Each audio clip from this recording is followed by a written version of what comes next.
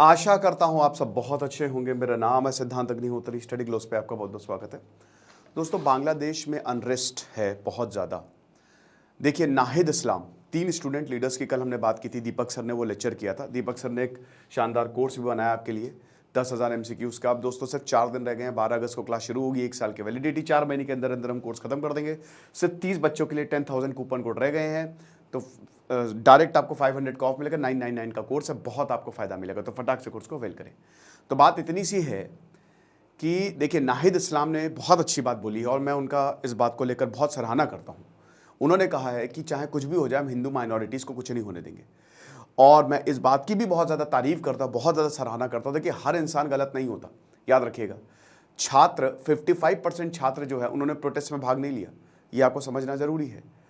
अब यहाँ हमको एक चीज़ और समझना ज़रूरी है कि यहाँ पे कुछ लोग जो हैं, कुछ मुस्लिम्स ने बाकायदा मंदिर के सामने रक्षा की है ना, कि हम हिंदू भाई बहनों को कुछ नहीं होने देंगे। तो ये बहुत तारीफ के काबिल है। लेकिन दोस्तों, इससे ये सच्चाई से हम मुंह नहीं मोड़ सकते कि हिंदू खतरे में है बांग्लादेश में। यस, तो एक तरीके से बांग्लादेश की 17 करोड़ आबादी में से 1 करोड़ 30 लाख की आबादी हिंदुओं की है, वहां पे माइनॉरिटीज हैं। आप समझ रहे हो? और क्या वो सुरक्षित हैं? 4 मंदिरों पे हमला हुआ। इस्कॉन जो है वो उसको पूरा तोड़ दिया। जगन्नाथ, सुभद्रा और बलराम की जो मूर्तियां वो किसी तरीके से बची। यहाँ पे जो मुकुंद दास हैं, जो पुजारी हैं, वो बता रहे हैं कि वो आए और सब कुछ लूट के ले गए। जो भी खजाना था, जो भी पैसा था, सब जगह आग लगा दी। अब देखिए, ये अराजकता है बांग्लादेश में। अब मैं आपको कुछ फैक्ट्स बताता हूँ, शेख हसीना को लेकर फैक्ट्स बताता हूँ। अभी मैं एक और लेक्चर करूँगा।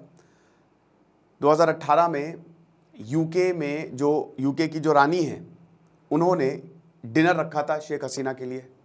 वीज़ा रिजेक्ट कर दिया। यहाँ पे वीज़ा रिजेक्ट कर दिया, अमेरिका ने रिजेक्ट कर दिया। एसाइलम नहीं देगा ऐसा लग रहा है यूके। तो कौन एसाइलम देगा? शायद वो भारत में रहेंगी। 70 देशों का दौरा कर चुकी हैं, हर देशों से अच्छे संबंध, लेकिन कोई भी एसाइलम नहीं दे रहा है। हो सकता है रशिया चली जाए या फिनलैंड चली जाए, एक रिपोर्ट में भी था। दूसरा पॉइंट ये है कि शेख हसीना की बेटी दिल्ली में रहती है। जी हाँ, उनके बेटे तो बाहर रहते हैं, उनकी बेटी दिल्ली में ही रहती है बहुत समय से। तो हो सकता है कि अगर भारत उनको राजनीतिक शरण दे तो वो अपनी बेटी के साथ रहें। तीसरा, आपको पता है कि जो आर्मी चीफ है वकार उस जमान, वो शेख हसीना के रिश्तेदार हैं, फुफेरी बहन के पति हैं। वो 2020 से लेकर 2023 तक ये चीफ ऑफ आर्मी स्टाफ थे, मतलब प्रिंसिपल चीफ थे ऑफिस में इनके। और अभी पिछले महीने इनको आर्मी चीफ बनाया गया। तो ये परिवार से ही आते हैं, शेख हसीना के रिश्तेदार हैं जिनको आर्मी चीफ बनाया था। और इस बार उनके पास सबसे बड़ी ताकत है। लेकिन बड़ा मुद्दा ये है, क्या हिंदू सुरक्षित है वहाँ पे? दोस्तों, मेरे ख्याल में अगर मैं एक वर्ड में जवाब दूँ तो जवाब है नहीं। और भारत सरकार ने खाली एडवाइजरी जारी कर दी है, बट भारत सरकार से ये मेरी शिकायत है कि वो ज़्यादा कुछ कर नहीं रही है। आप कुछ करिए, हो सकता है शायद ग्राउंड लेवल पर कुछ काम चल भी रहा हो। लेकिन एक चीज़ बिल्कुल पक्की बात है कि एक रिफ्यूजी संकट भारत में आ सकता है। 1 करोड़ 30 लाख भारतीय जो हैं वो आ सकते हैं। तो क्योंकि देखिए, यहाँ पे ये भी मैंने जब रिपोर्ट पढ़ रहा था, ये भी देखा कि कुछ जगह आर्मी की वजह से जो है वो ये खबरें नहीं बताई जा रही है। जैसे 2 हिंदू नेताओं पे हमला हुआ, ठीक है, घर जलाए गए, कुछ हिंदुओं को मारा गया वहाँ, मतलब अलग अलग रिपोर्ट्स की अगर हम बात करते हैं।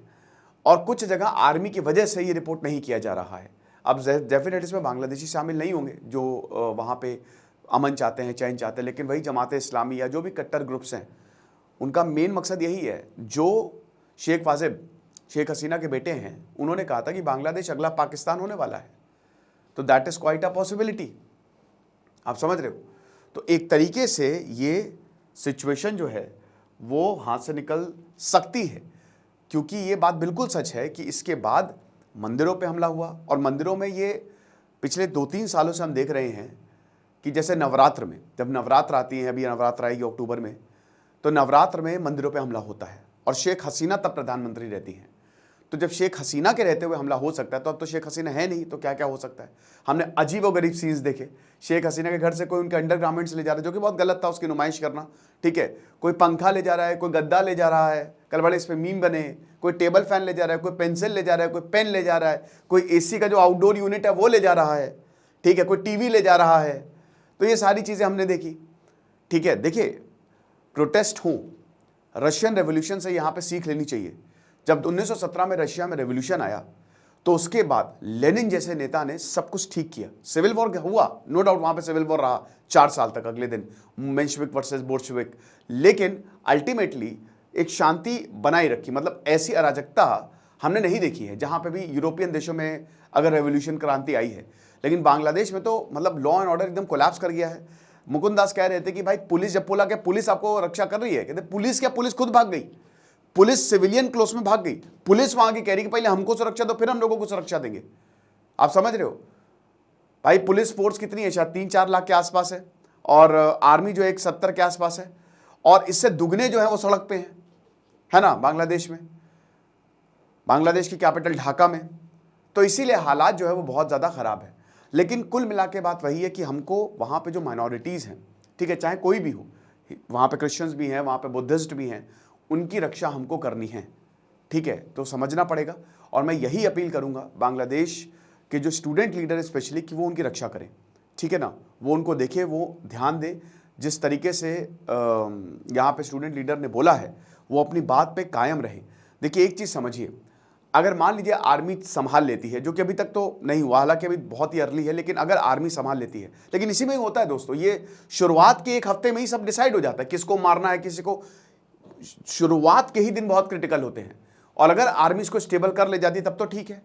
मान लीजिए अगर स्टूडेंट विंग जो है, जैसे मोहम्मद यूनुस नोबेल लॉरेट, वो एडवाइजर बने हैं, और यहाँ स्टूडेंट लीडर्स ने बोला कि भाई उनको इंटरिम गवर्नमेंट आप लीड करने दीजिए, और यूनिस ने भी इच्छा जताई, हालांकि 84 साल के, लेकिन कोई बात नहीं, तो ये बहुत अच्छा साइन है।